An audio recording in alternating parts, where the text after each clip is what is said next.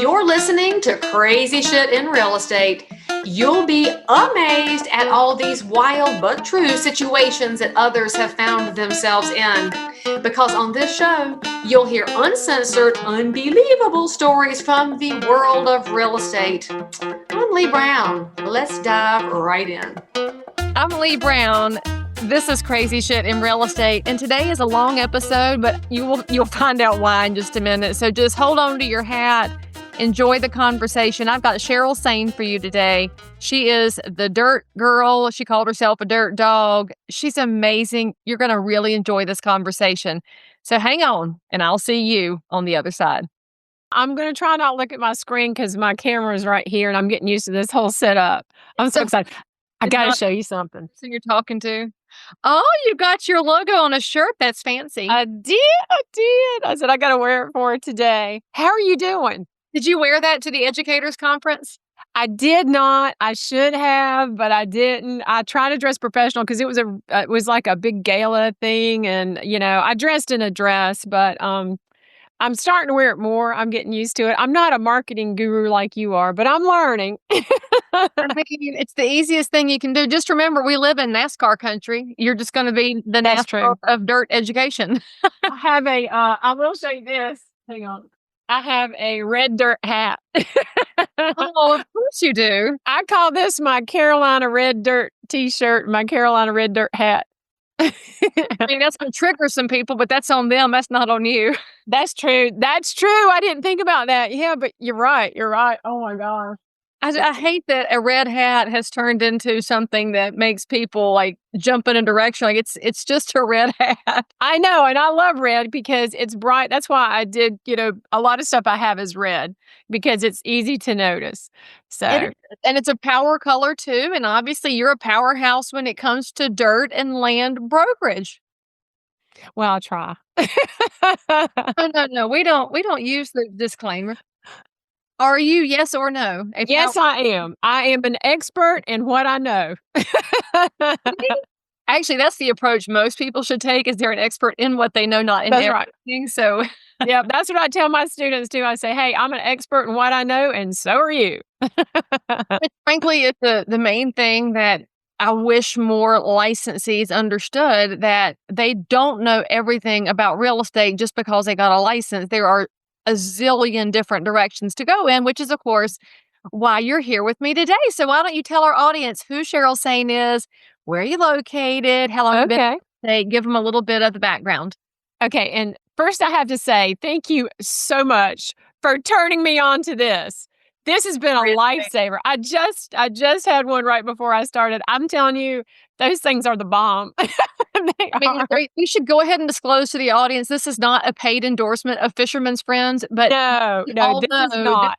But we call it the speaker's friend. I don't know why it fixes that catch in your throat when you're talking nonstop. I don't need to know why, but it works. It does work, and I'm getting ready to record my book on Audible next week, and I've already loaded up on some of these. I'm so glad that you're recording your own book, though, because I despise listening to audiobooks that aren't narrated by the author, because I like to feel like you're with me with your content. Yeah, I have. Well, let me back up. Because I'm a squirrel. I'll squirrel off on a whole tangent. And obviously, I'll give your audience an idea of who I am. My name is Cheryl Sain. I am the author of 10 Things You Need to Know About Land. Another book, which was a spinoff from that one for the general public, is How to Buy, Sell, and Profit with Land. And I'm an instructor. I have been in the industry for over 20 years, and I specialize in land. I also do residential so I can keep up with what, the normal residential agent is doing.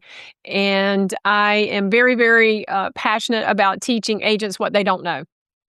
And of course, you're located in the Charlotte, North Carolina market. I am. I'm in the South Charlotte area, and I'm sorry for interrupting, South Charlotte area, in the Wesley Chapel area, Waxhaw, Weddington, Wesley Chapel, we're all together. I have 3 children, 2 Eagle Scouts, one's an engineer, one is going back into the military, and my daughter is trying to get into dental school right now. And I've been doing this since 2001. Yeah, so, and I love it. That's crazy. How often does that happen in one family? Oh, like two I don't know because I'm Air Force. I'm an Air Force veteran, by the way. My son is a Marine veteran, but he's getting ready to go back into the Air Force in a totally different career. He's supposed to leave here next month, I believe. Yeah. So Well, now that's gotta be a rarity too, because you don't it often is. see people jump branches. What's making him do that? He wants to be a combat controller, and the Air Force is the best branch to do that in. And it's taken him about a year to get in. The physical training you have to go through just to qualify is amazing. I mean, oh my gosh, the swimming and running and push-ups and sit-ups and pull-ups and all this stuff they have to do in a certain amount of time. And it's taken him a while to even pass that, even though he's an amazing athlete. Once he learned how to control it all, and he has to work out every day. He's just unbelievably fit. So I mean, I he loves admire it. the persistence it takes to see a goal like that that's got all the boundaries and all the hurdles in it and just Yep. to plow right through it. That's huge. Yeah, he's really excited. He's older. He probably is because he's 28. He's probably one of the older ones to go into it because he didn't find out this was something he wanted to do until after he had gotten out of the Marines. So he's excited about that. Funny that we have to talk about 28 like it's old, Cheryl, when you and I are just, medium-aged people of undisclosed numbers. Yeah. I'm like, anytime somebody gives me a compliment, I'm like, yeah, I'll take anything at my age. I'm good. I got carded the other night, and I knew it was just for kindness from the waiter, but I'll say, "Thank you so much, you sweet boy. Of course, you I know, I let me know. get my reader zone so I can find you some money in my wallet." Or when the younger guys flirt with you and you're like, I could be your mama. Absolutely. Then we say, "Isn't it past your bedtime? You're gonna have curfew coming up here." I know, I know, I know. Well, I am so excited that I'm on here with you. I love what you do. I've been listening to some of your podcasts to prepare for this week, and some of the stories, holy cow! I'm like, oh my gosh, But these then are crazy. I guarantee you listen to them, you're like, "Well, yeah, I that's crazy, but I got this one time." And I Yeah, think that's the interesting place about real estate that we all do the same professional thing, but it's not the same professional life. We never serve the same people. So all of us have this wild range of stories. And it's we do. kind of sad that HGTV never figured out how much more interesting real estate is than what they boiled it down to with House Hunters and Property Brothers Oh and yeah, yeah. Warren. They could do a show saying, just entitle it, the SHIT you won't believe happens in real estate, real life stories to agent, and it could be a series for years because the stories are always revolving, and it's crazy the stuff. I mean, I have quite a few, and I tell some in my classes, and the students, they're like, we love the stories, because it makes it a real life. Like I'm not just up there reading from a script. I'm like, well, let me tell you what I did and what was so stupid, and I'm so embarrassed to tell you, but I'm going to tell you so you don't make the same mistake I did. So, and they love it. They just love it. So, Well, and I do think that makes you one of the better instructors out there because the students do need to feel like they're in the lesson and they're in the story because once they get turned loose, they will be in the middle of it. And how do you come back from crazy scenarios and things you never expected or mistakes? Because we all make mistakes, and the question is never did you make it, but it's how do you come back from it? So you figure these pieces out along the way. And I'm curious, before you tell us the first of your stories, how did you land? Well, how did you land in the land how part to land and land. I'm glad you asked. So, and I'll try not to take up too much time. It's kind of a long story, but basically, I got into real estate in 2001. I was pregnant with my third child, and my husband at the time, which I'm not married, but my husband at the time traveled a lot, and he was gone like every week, and so I was there by myself, and I wanted to do something that would give me freedom to because my kids were there's 3 years between my first two and 5 years between my second two. So they were spread out. At one time I had three kids in three schools, and that was very difficult. But I decided I wanted to do real estate because I've loved sales my whole life and I love people and I love helping people. And I thought, what a great way to help people and get paid for it. As a matter of fact, the funny story was I was 8 months pregnant when I took my real estate exam in North Carolina. And I had studied so hard and it was so stressful. And I just broke down right there when it came across the screen and said, you passed, congratulations. And I broke down right there and just started boohooing. So the guy, every one of these facilities has a monitor. And so you take your paperwork where you did your math and everything up there, and I'm just boohooing. And he thought I was going into labor. He's like, "Ma'am, are you okay?" And I'm like, "No, no, no, no, no, I'm fine. I'm just so relieved." And he was so stressed. I'm like, Lord, "I'm he's not ready to gonna-" call the ambulance. He's like, we don't do babies here. So I started that way, and then when my first job was at Coldwell Banker, and my daughter's in my carrier, and I'm walking in, I'm handing her off to other agents to hold so I can make phone calls and make copies and stuff like that. I'm like, this is I I can't do this, and so I stumbled across a lot sale, and it was so easy because I just did my homework, I put the sign in the yard, and I didn't have to go show anything, or I was like, okay, this might work. So I started, got on the GIS and started researching neighborhoods with vacant lots in it and started calling up the owners and said, hey, let me sell your lot for you. And so that's how it started. And then the tracks kept getting bigger and bigger and bigger. And I found a mentor that was doing large tract land sales to developers and builders. And this person let me shadow them and take notes. And eventually we worked together on and off for years, doing properties together. And it took a long time because it's commercial. And I call myself a dirt dog sometimes, but I am a dirt dog. But mostly this is filled with men. It's like 99.9% men do all the dirt.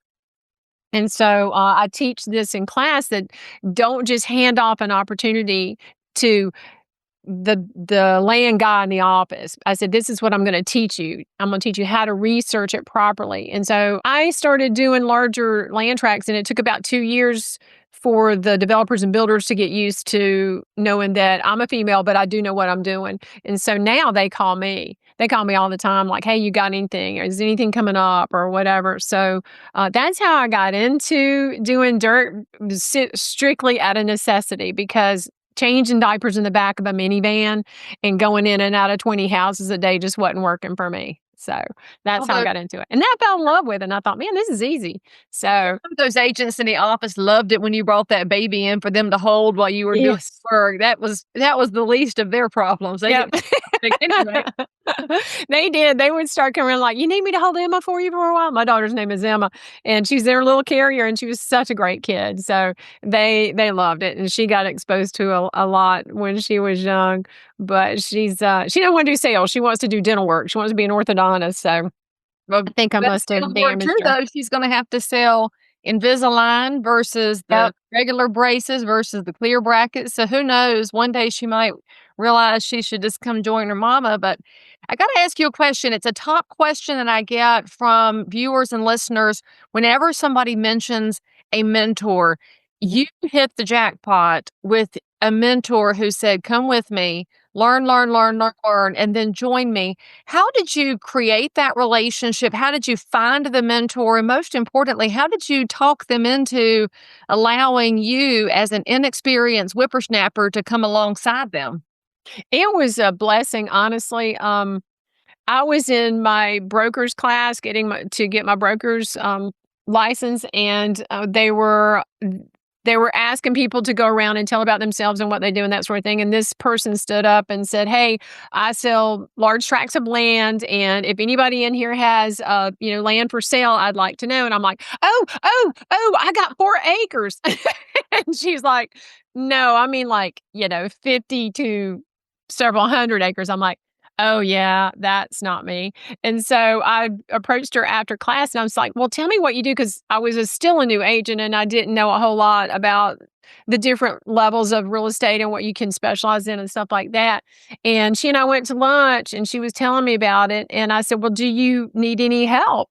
She said, I could use an assistant. And I said, she said, I can't pay you anything. She said, but every time I have a meeting or something, if you want to follow along and take notes, and then we can sit down and talk about it. And then she realized that I was truly dedicated to learning about land, and I was picking up on stuff really fast. And because I grew up in the country, it just made more sense to me. I grew up on raising, chickens and riding horses and dirt bikes and stuff like that. So being in the dirt is a very natural thing for me. And so, we did our first deal together and it went super smooth. And she realized I was a very large asset to her because people have different strengths in real estate. Like she was more of a look at what I've done, and I'm more of a how can I help you? So we complemented each other where she had the experience I didn't, but I was like, yeah, but I'm a research fiend. Let me help you. We'll go, what are you looking for? And I'll go find it. And so she did the stuff I didn't want to do, and I did the stuff she didn't want to do. And it was just a really, really good marriage for a long time. And, and then we go our separate ways. I think she's retired now. And, I didn't know I was going to write a book because I'm not an author. So that's a whole nother story. But you are now, so you can stop saying I'm not an author. I I was know. one then, but I am one now. So Yeah, I am an author now. if y'all are noticing that Cheryl looks different, it's because in that beautiful editing moment, we had to make a technological adjustment because her power went wackadoodle. So now she's Mhm. just going to show you she looks beautiful no matter whether she's on her regular camera or on her iPhone camera. She's the same beautiful Cheryl. So anyway, we were talking about the mentor side of things and the Yeah. fact that you have Yeah. to pay dues. And I don't know that a lot of new licensees realize when they get into the business, you aren't necessarily going to make a big pile of money right out of the gate. But if you're willing to work for free for somebody who's going to pour priceless knowledge, Yeah. that was so smart of you to say yes. Yeah, well, I had to, beg a little bit, but I didn't mind. And that's what I teach my agents. When I teach class, I said, look, if you can, instead of giving your deal to the land guy, ask the land guy if you can refer it to him as long as he will walk you through every step of that process so you can learn and let him know that you can be an asset to him. I was down in Myrtle Beach area. I go down there because I'm a big shag dancer. And those of you who don't know what shag dancing is, in the Carolinas, the dance of the Carolinas is called the shag. And it's a fantastic dance, but I've been doing it for years. But I was down there going to an event, and I thought, you know what, I'm going to call some of the agents or the firms down here with about my book and tell them about my book and blah blah blah. So I called this guy up because in his name of his business, he said something about homes and land. So I thought, oh, he'll be a perfect person. He will love my book. So I called him up and I said, hey, my name's Cheryl Sain. I'm a local Carolina girl, and I wrote a book about land and everything. And I said I would love to come and talk to you and your agents about the land thing. He said, why on earth would I want my agents to know about land? They give all the land to me. And I thought, oh my gosh. Oh, And I thought, you are the person that I don't need to talk to. I need to teach the agents, but the agents are eating this up. I'm promoting it. Another instructor, I don't know if you know John Fitzgerald, he says, Cheryl, your course is a professional development course that you just happen to get CE credit for. And I thought, I'm going to use that. That's awesome. that He is a said, great yeah. angle for sure. He loved it. He said and he chased me down to teach my class. He said, this is the best class I've ever seen in CE. And I was like, and it's the only one I do. Okay, so then knowing what you know about land and the residential side, and then educating residential agents and running into brokers like the one you did not mention by name, who was trying to hold information back from his agents to hold on to a piece of the market, which is craziness. But what do you wish residential agents knew about land? What is the biggest missing piece between the two different sectors of specialization? Well, I show them the thing that I think is the biggest help for them is I have a chart that I developed, and I show them the comparison of researching a house versus researching a piece of property. Houses sit on land. You need to be researching it regardless. And I show them, and it's a long list and it goes down here. And then where it starts to separate is when you go into the municipalities to learn about the zonings and stuff like that. And here you start going into home inspections. I said, so can you all see that we still have to research the same things? And it's like an aha moment for them. I'm like, oh, I said, you just got to learn a few more steps. And I said, and just be aware of the different things that you look for when you're doing land. Like a lot of them, they don't even understand topography, rollback taxes, the difference between water and sewer, well and septic, and the different septic systems and stuff like that. So they are just like, and I tell them when I start the class, I said, this is going to be the most education you will get in the 4-hour period. I said, it's going to be like drinking from a fire hydrant. I said, so be ready. And their minds are like, oh, at the end of the class, but they learn so much. I said, that's why I have the book. You can refer to the book. You can refer to the student manual. And it never fails, Leigh, every time. And I'm so blessed. And thank you, Jesus, for this. But every time I do a class, somebody in that class comes up to me and said, this is the best class I've ever had in real estate. And because I think even you did. You did.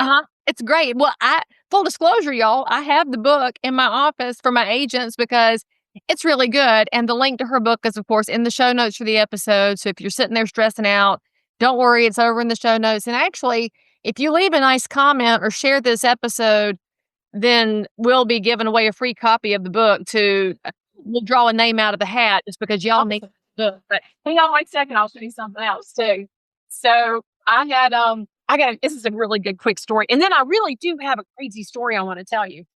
Hang on, how did the iPad just follow you across the room? What setting do you have in it? Oh, you know what? It might be my Osmos camera. I have an Osmos camera that follows me. I don't know how this followed you all the way across the room. I don't have that little tool. I guess I need one. So this is the book for agents. 10 things you need to know about land. That's the red one. Yeah. So when I started teaching class,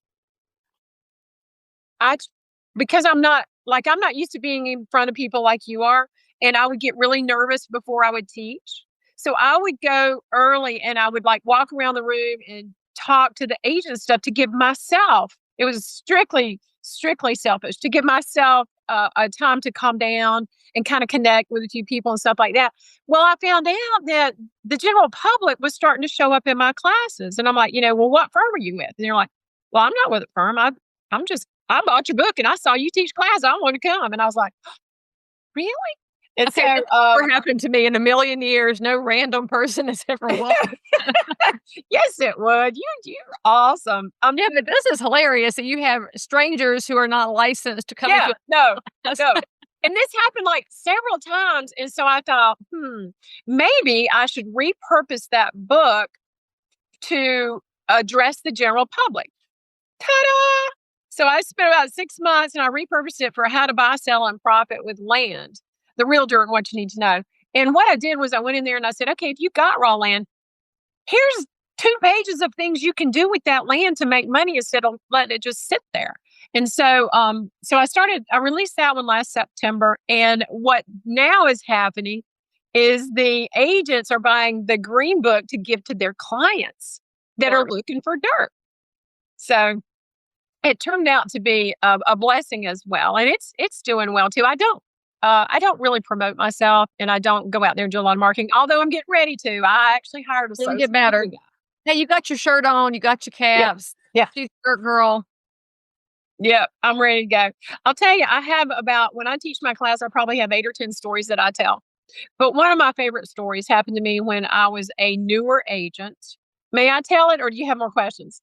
No, knock it out. I'm ready. I mean, I know my audience right now is enjoying the wild pathway we're taking, but watching my show for 11 years, they know this is how it goes. So I'm ready for some stories. Let's go. Tell me what's in your class. Okay. So one of my favorite stories is the story called Who Done It?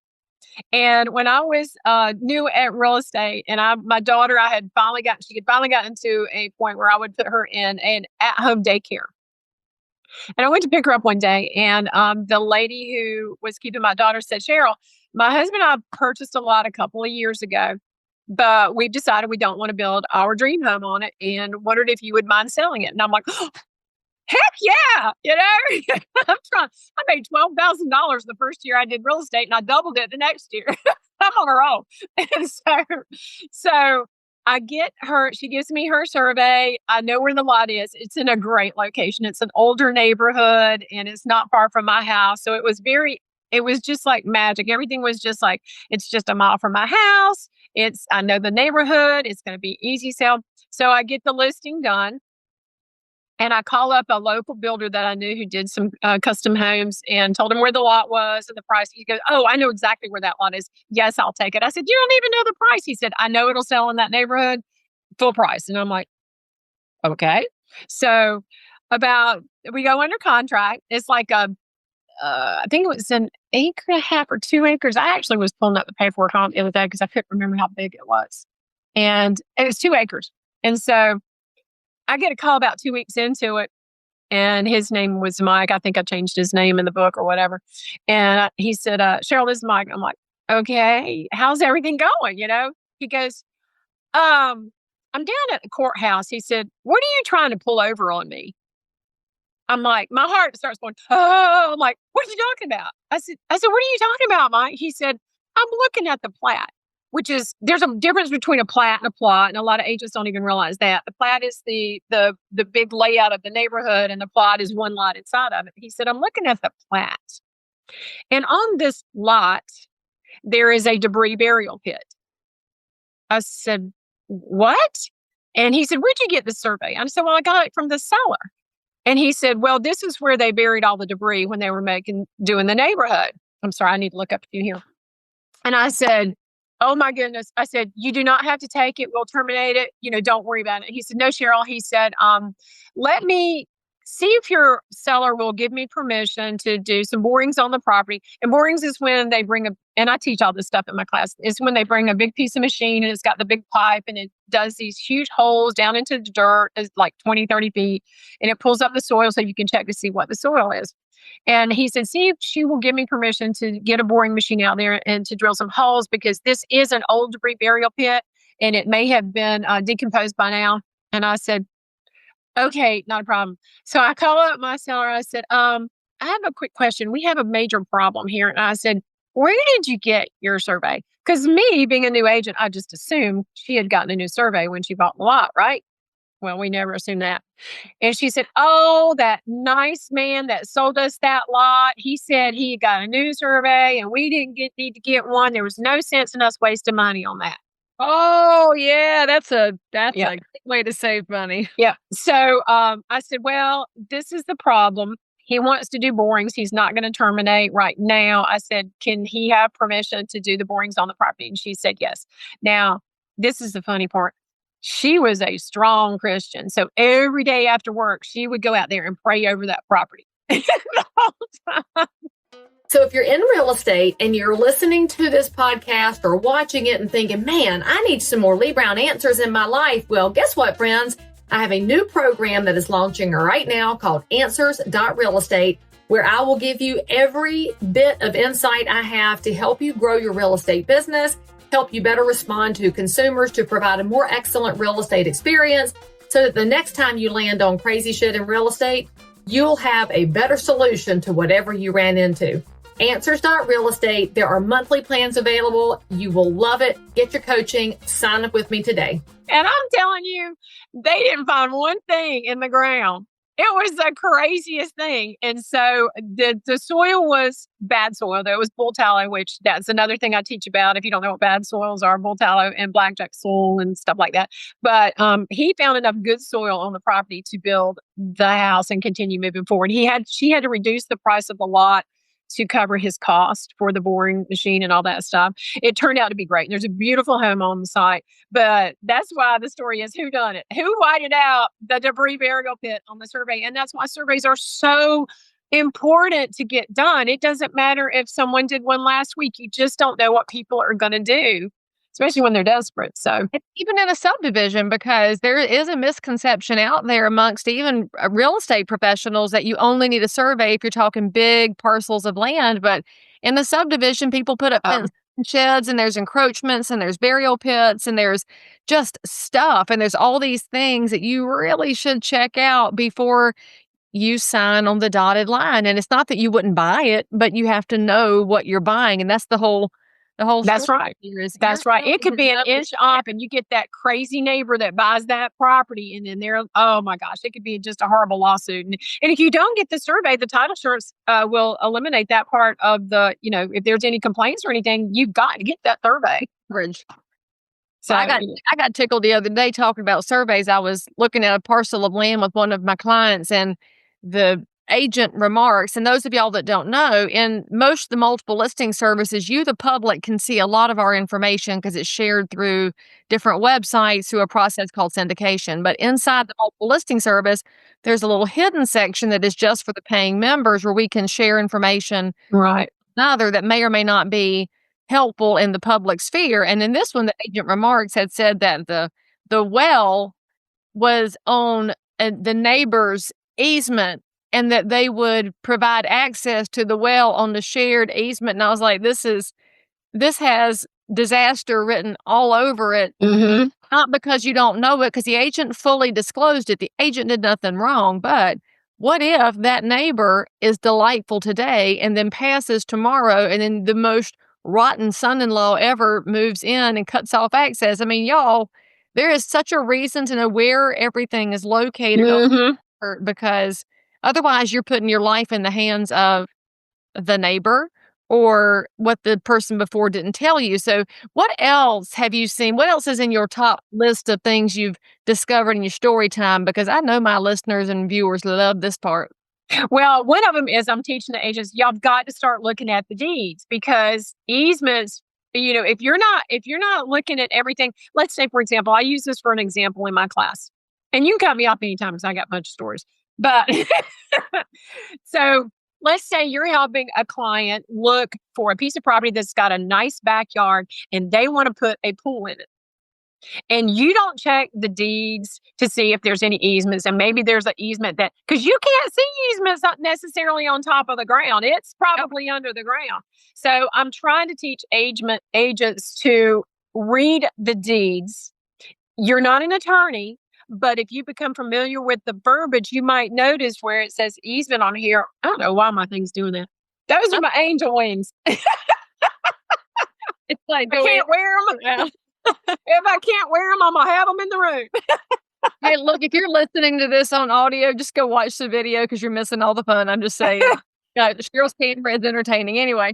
But anyway, I'm trying to teach agents to start reviewing deeds before they even put an offer on a property, because there may be something catastrophic on the deed that would prevent you from, moving forward. Another thing too is, and I learned this from doing large real estate tracts of land. So when I put a property under contract with a large builder, the very first thing they do is pull a title search. And when do we do title searches? When agents are selling houses. When does the attorney do it? Last possible second. They don't want to have to get charged for it, so nobody does title till the last minute. Yeah. So I'm teaching agents, and once I explain it to them, it's like they have an aha moment. I said, look, educate your buyer. Get the title search done at the very beginning of the transaction. When you go under contract, go ahead and talk to the attorney and say, hey, let's go ahead and do a title search. Because if there's anything catastrophic on that, you've got time to correct it, or you can go, oh, no, we're walking away from this one.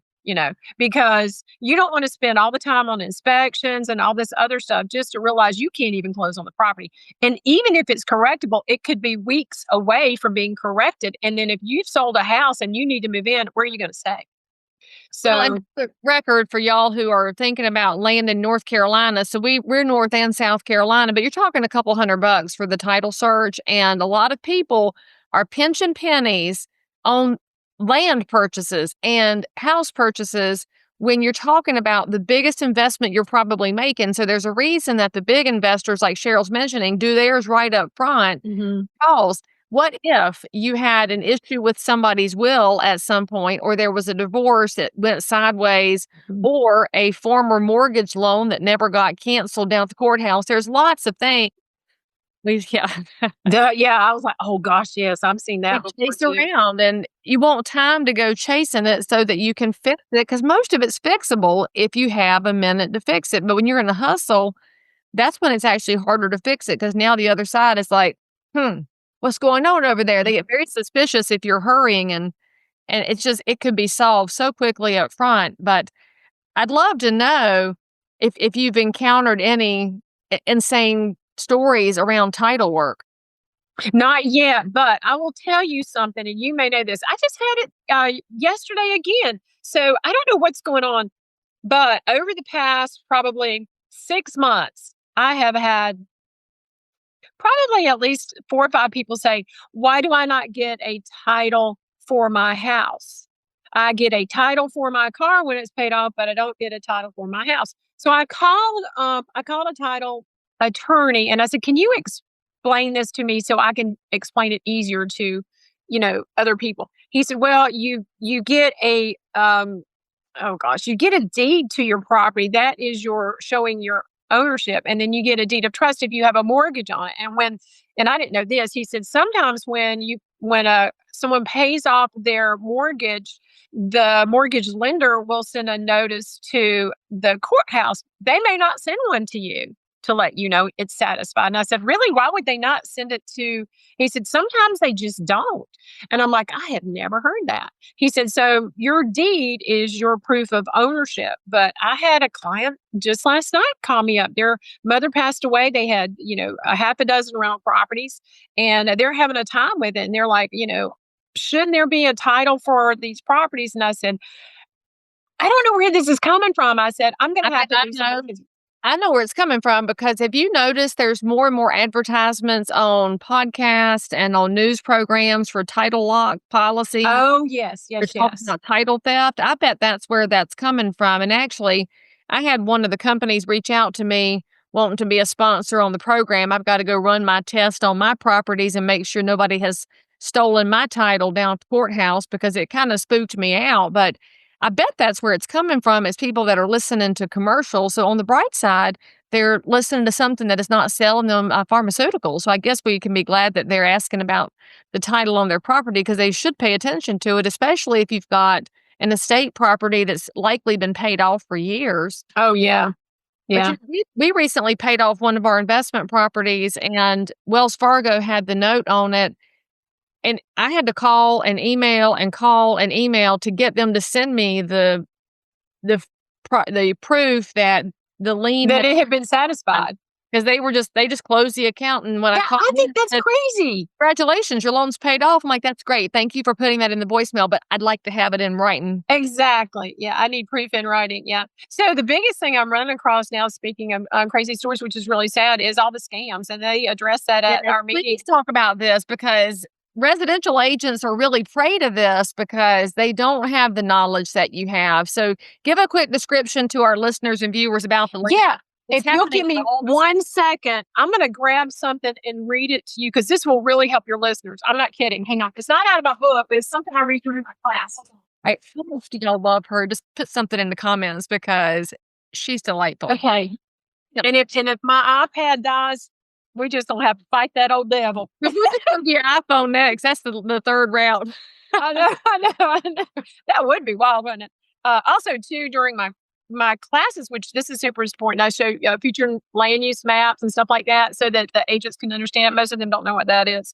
Okay, this was actually I called up. This is an article from North Carolina Association of Realtors, and they explain this very, very, very good. And I actually had this happen to me after a class a couple of weeks ago. But I'll tell you, I'm going to read this to you first, and it's happening more and more and more. It's called fake seller scams. It's real. It's happening. And what can we do? And I read this to the class and they love it because some of them have not experienced it, but more and more in classes they are. But agents are receiving phone calls from individuals interested in listing a piece of vacant land for sale. They tell stories about how they acquired the land, changed their minds about keeping it, and now they want to sell. Often they are currently living on the West Coast, which makes it impossible for them to meet at the property. Most cases of seller impersonation fraud involve vacant land or vacant homes that the property owner does not currently occupy. So, first, let's look at the red flags. Number one, be aware of the ones that only want to communicate through text message or email. Number two, they want to sell the property quickly. Number three, they want to list at below market value. Number four, the seller only wants cash buyers. Number 5, the seller is requesting the due diligence fee to be made payable to a name other than the seller. Number 6, the seller is unable to answer questions about the property that any legitimate property owner would know. Number 7, they refuse to set up a video call with the agent. So this is called seller impersonation fraud. Now, how can we protect ourselves as agents from this? Number 1, we need to verify that the prospective client is the same person who's identified in the most recently recorded deed to the property and online records for the county's tax office. But they're even getting trickier with that, Leigh. They're doing all these fake IDs and stuff. Number 2, ask prospects to send them a government-issued photo ID. Agents should verify that the ID is current and matches the name on the deed, and that the address matches the address in the tax records. Number 3, you can send a confirmation letter to the property owner at both the property address and the mailing address in the tax bill. That's a biggie. That's how they're catching them. The letter can explain that the agent has been asked to list the property for sale and is sending the letter as a fraud prevention measure. Number 4, speak to the neighboring property owners for verification. Because a lot of times, if you've got a big piece of property, your neighbors are keeping up with what's going on. Yeah, because they want it. Yeah, because they want it, or they don't want somebody else to have it. Or they don't want you to sell it. Number 5, agents should ask the seller for documents that only the actual property owner would have. Example, a settlement statement from when they purchased the property, or title insurance policy when they purchased the property, or a survey. If the seller cannot produce any of these documents, the agent should refuse to enter into a listing agreement or terminate any agreement that has been signed. And that actually happened to me right after a class. A guy reached out to me from Texas and said he had a lot in Tennessee. I said, well, you know, I'm in North Carolina, right? And he said, well, he looked me up and he said, well, you specialize in land and lots. I thought you'd be the best person to help me. I said, not a problem. I said, send me all your information. I said, I can refer you to another agent. And so he sent me some stuff. And I said, well, this is great, but now my firm requires a photo ID of you. And this is all in email, right?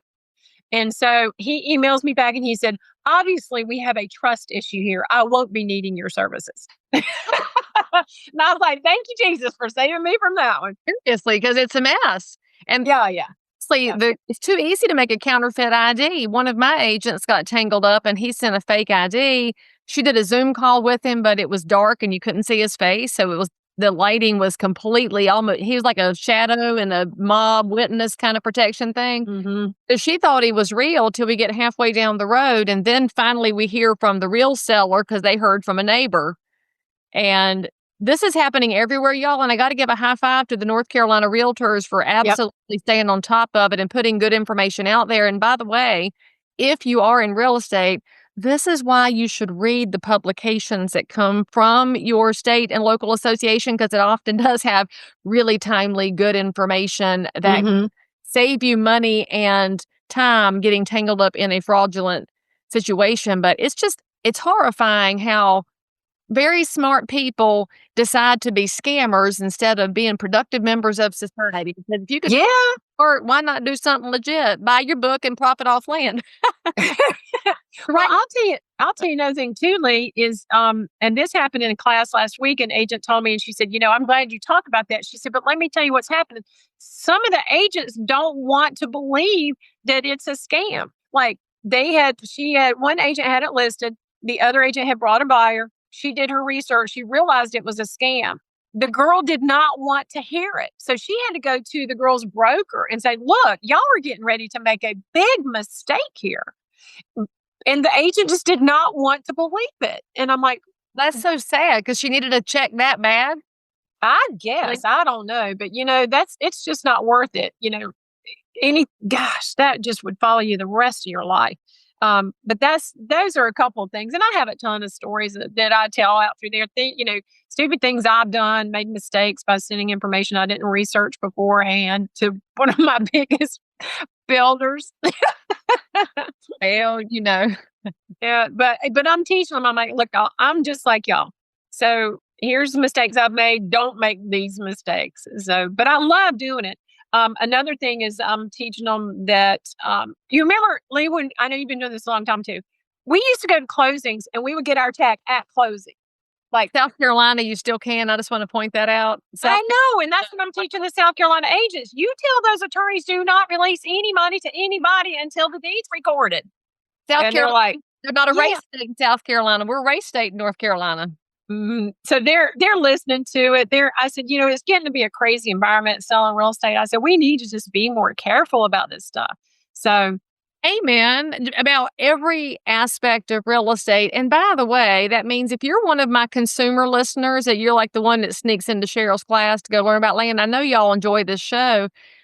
We, as practicing professionals, really, really, really wish you would interview better when you're selecting a real estate professional. Make sure they know there's land scams going on, and make sure that they're talking about surveys and that they give you the pros and cons so that you decide when you want to buy it, and make sure that they're thinking about the process thoughtfully and they're not just hustling, because you do need some hustle to survive in real estate, but you don't have to be so fast that you're missing really important details. And so oh yeah, cut you off the show, Cheryl.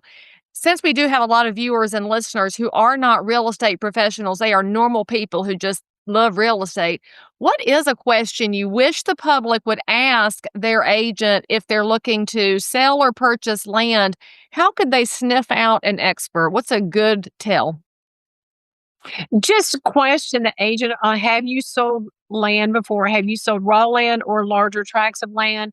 If you have, can you give me a little bit of history about what you've done, and what should I, as a consumer, be looking for? Because people they're sharp now. They're going out and driving, and I tell everybody, go out and drive the area you like. If you see something, let's look at it. But honestly, and I hate to say this because it's a plug for my book, but if you've got a client, tell them to get this, because we love working with educated sellers. It makes our job so much easier, because they may ask questions that we forgot to ask, ourselves. And they may find research on their own, because there's some super savvy sellers out there. One other thing too, that is not automatically done. Surveys are not automatically recorded at the courthouse. And that's really important when you are helping your clients order a survey. I would request, and you need to do it when you're ordering the survey, that the surveyor record this at the courthouse. They don't automatically do that, and it's extra money. So I like that. Much extra money. It's only a few bucks. It's not crazy. Yeah, no. It's not crazy at all. But that would be I guess if it would be that. What kind of experience do you have? Could you tell me a little bit about that, and make sure that they've got experience in looking for what you're doing. And if not, do they have someone that can help them? Do you have a mentor, or do you have a land person that can help you through this if we get in a jam and can't figure it out? So well, that's exactly what I was going to say to all my early career people out there. If you follow Cheryl's example and have a great mentor, then you can honestly answer that consumer and say, I don't personally have the experience, but I have a highly seasoned mentor who will walk side by side with me. And I would think, as a consumer, that might even be better, because then you're going to get two for the price of one. So, Cheryl, if somebody wants to reach out to you about booking your land class for their road association, or they want to talk to you about the book, or they just want to hang out with you because they think you're delightful and they want to learn how to shag dance, how's the best way to find you? And pickleball too. I love pickleball. I'm even old enough to play pickleball. I think that's for the next generation up. Yeah, I have agents call me all the time. My number is 704-309-5067. And my email, which you're welcome to email me, is my name, Cheryl Sain, CHERYLSAIN @gmail.com. And of course, as y'all know, all of Cheryl's contact information, including a link to purchase her book, is in the show notes for this episode. And if you leave me a comment or share this episode with somebody in a shareable format where we can spot it, we're going to draw a name to give a free copy of Cheryl's book. And actually, we'll probably send a red and a green, so that once you link the red book, you can give away the green book. So how about we do it that way? Yeah. Say something about Cheryl. Let's get ourselves educated so we can take better care of our consumers. Thank you so much for having me, Leigh. This is delightful. And I'm telling you, if your listeners don't know you, you have got to be one of the smartest, wittiest people I know. I loved taking your class when I took it last fall. And I was like, dang, she is so, because you think differently than the normal person. Like you you can catch a phrase or an idea and you're like, blah, blah, blah, blah, and I'm like, oh my God, that was good.